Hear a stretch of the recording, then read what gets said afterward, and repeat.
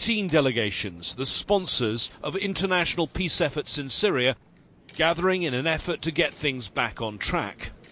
But the most important meeting happened several hours earlier on the 15th floor of the same Munich hotel.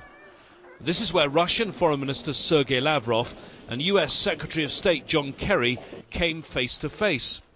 And if you look at those faces, you can tell from the very start this was a difficult meeting. The Russians proposed a ceasefire from March the 1st, but the US said that would mean 3 weeks more aerial bombardment and called for it to begin as early as this weekend. When they finally addressed the media, it was in the early hours of the Munich morning, and it was clear neither man had got exactly what he wanted, but instead they announced an ambitious target of just 1 week in which to stop the violence. We have agreed to implement a nationwide cessation of hostilities to begin in a target of 1 week's time. That's ambitious, but everybody is determined to move as rapidly as possible to try to achieve this.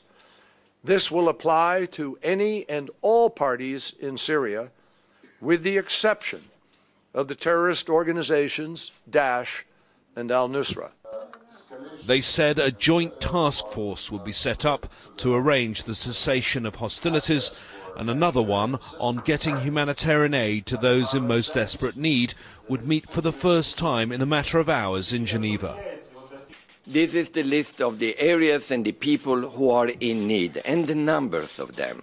Now, the ISSG has told the UN, you are in charge in launching this initiative with our support. This was a very long and often difficult series of meetings.